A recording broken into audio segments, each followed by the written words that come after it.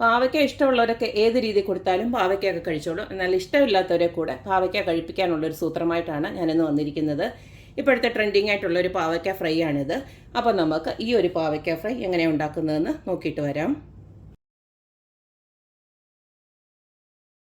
നമ്മുടെ സ്പെഷ്യൽ പാവയ്ക്ക ഫ്രൈ ഉണ്ടാക്കാനായിട്ട് ഇതുപോലക്ക് 3 പാവയ്ക്ക കഴുകി വൃത്തിയാക്കി എടുത്ത് വെച്ചിട്ടുണ്ട്. ഇനി നമുക്ക് ഇത് കട്ട് ചെയ്തിട്ട് ഈ നടുക്കലത്തെ സീഡൊക്കെ ഉണ്ടല്ലോ അതങ്ങ് എടുത്ത് കളയാം.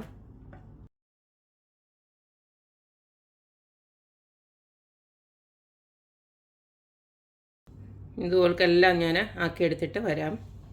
അപ്പോൾ ഈ ഒരു രീതിയിൽ നീളത്തി ഞാൻ ഇതുപോലൊക്കെ ആക്കി വെച്ചിട്ടുണ്ട്. നടുക്കലത്തെ സീഡെല്ലാം കളഞ്ഞിട്ട് ഇനി ഇത് അരിയുന്നത് ഇതുപോലൊക്കെ തിൻ സ്ലൈസായിട്ട് വേണം അരിയാനായിട്ട്. നിങ്ങൾക്ക് കട്ടിംഗ് ബോർഡാണ് സൗകര്യമെങ്കിൽ അങ്ങനെ അരിഞ്ഞോളൂ. ഇതുപോലൊക്കെ അരിഞ്ഞെടുത്ത് വെച്ചാൽ മതി.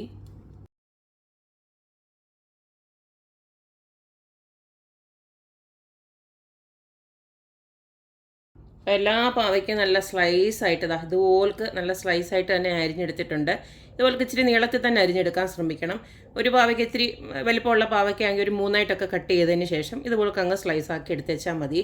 ഇനി നമുക്ക് ഇതിലേക്ക് കുറച്ച് ഉപ്പൊന്ന് ഇട്ട് കൊടുത്ത് ഒരു 15 മിനിറ്റ് ഇതൊന്ന് ഇളക്കിയിട്ട് നമുക്കൊന്ന് വെച്ചേക്കണം. ഇപ്പോൾ ജസ്റ്റ് ഇതുപോലൊക്കെ ഇളക്കി കൊടുക്കുക.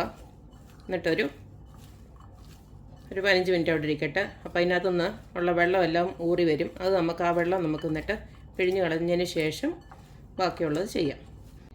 പാവയ്ക്ക ഉപ്പിട്ട് വെച്ചിട്ട് ഇപ്പോൾ ഒരു 10-15 മിനിറ്റോളം ആയിട്ടുണ്ട്. ഇനി നമുക്കിതിനെ ഉണ്ടല്ലോ ജസ്റ്റ് ഒന്ന് പിഴിഞ്ഞെടുക്കണം. ഉണ്ടല്ലേ വെള്ളം വരുന്ന കണ്ടില്ലേ? ആ പാവയ്ക്കകത്തുള്ള വെള്ളമെല്ലാം നമുക്കങ്ങ് പിഴിഞ്ഞ് മാറ്റണം. ഇനി ഇതുപോലക്ക് ഞാൻ കുറച്ച് പച്ചമുളക് കൂടെ ഇതുപോലെ അരിഞ്ഞ് വെച്ചിട്ടുണ്ട്. അതിനകത്തോട്ട് ഇതങ്ങോട്ട് ഇട്ട് കൊടുക്കാം. നമ്മളിത് വെള്ളം പിഴിഞ്ഞ് കളയുന്നതെന്ന് പറഞ്ഞു കഴിഞ്ഞാൽ നമുക്ക് അല്ലെങ്കിൽ ഇത് ക്രിസ്പി ആയിട്ട് കിട്ടത്തില്ല. നല്ല ക്രിസ്പി ആയിട്ട് കിട്ടണം നമുക്ക്. അതിന് വേണ്ടിയിട്ടാണ്.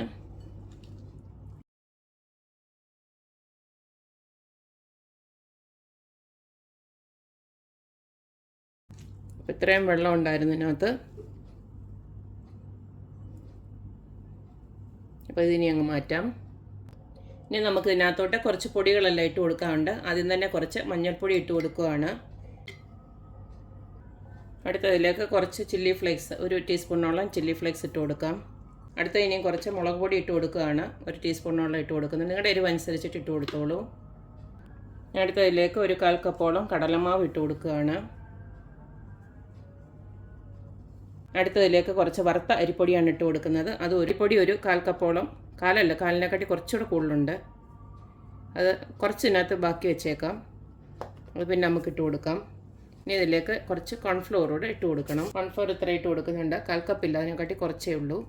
ഇനി ഇതിലേക്ക് ഞാൻ കുറച്ച് കറിവേപ്പില ഉണ്ടല്ലോ അത് ഉണങ്ങിയത് അങ്ങോട്ട് ഇട്ട് കൊടുക്കുകയാണ്.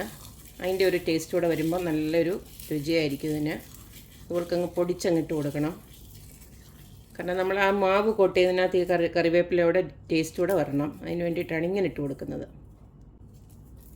ഇതിനകത്ത് നിങ്ങൾക്ക് മസാലപ്പൊടിയൊക്കെ ഇട്ട് കൊടുക്കണമെങ്കിൽ അതും ഇട്ട് കൊടുക്കാം.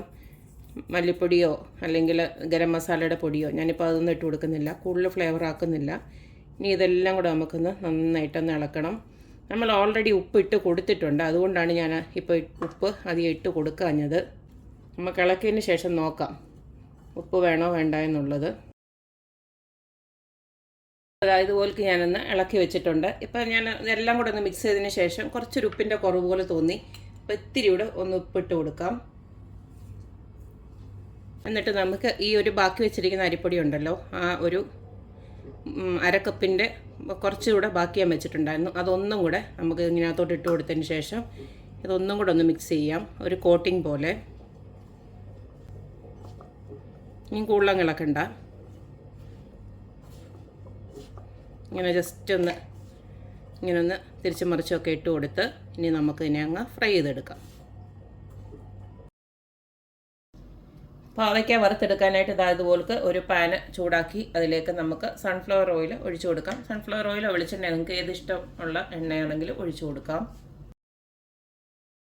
എണ്ണ ചൂടായി കഴിയുന്നുണ്ട് നമ്മൾ നേരത്തെ റെഡിയാക്കി വെച്ചിരിക്കുന്ന പാവയ്ക്ക ഉണ്ടല്ലോ, അതുപോലക്ക് ഫ്രൈ ചെയ്തെടുക്കാം.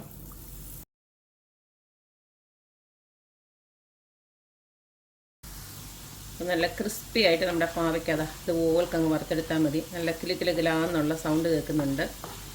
കണ്ടില്ലേ? അപ്പോൾ ഇതുപോലൊക്കെ അങ്ങ് എടുത്താൽ മതി.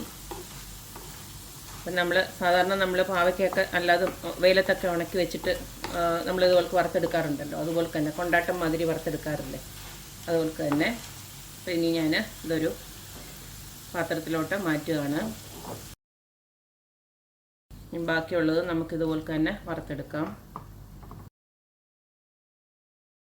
അപ്പോൾ നമ്മുടെ ക്രിസ്പി ആയിട്ടുള്ള പാവയ്ക്ക ഫ്രൈ, അതായത് മസാല കോട്ടിൽ മുക്കിയെടുത്ത പാവയ്ക്ക ഫ്രൈ ഇവിടെ റെഡി ആയിട്ടുണ്ട്. നല്ല ടേസ്റ്റാണ്. ഇങ്ങനെ ആക്കിയാൽ നമുക്ക് ചോറിനൊക്കെ ആണെങ്കിലുണ്ടല്ലോ നല്ലൊരു സൈഡ് ഡിഷ് ആയിരിക്കും. മാത്രമല്ല നമുക്ക് ഈ പാവയ്ക്കയുടെ ഒക്കെ സീസൺ വരുമല്ലോ, അപ്പം നമ്മൾ സാധാരണ നാട്ടിലൊക്കെ ആണെങ്കിൽ നമ്മൾ ഉണക്കിയൊക്കെ സൂക്ഷിക്കും. അതിന് വരെ ഇങ്ങനെ ആക്കി വെച്ചാലും ഫ്രിഡ്ജിനകത്തൊക്കെ വെച്ച് കഴിഞ്ഞാൽ കുറേ നാൾ യൂസ് ചെയ്യാം. നല്ല ടേസ്റ്റുമാണ്. നമ്മുടെ സാധാരണ പാവയ്ക്ക ഫ്രൈയെക്കാട്ടിലും കുറച്ചും കൂടെ ടേസ്റ്റ് ഉണ്ട് ഇങ്ങനെ ആക്കി വെക്കുന്നുണ്ട്. എന്തായാലും ഇത് എല്ലാവരും ഒന്ന് ട്രൈ ചെയ്ത് നോക്കുക.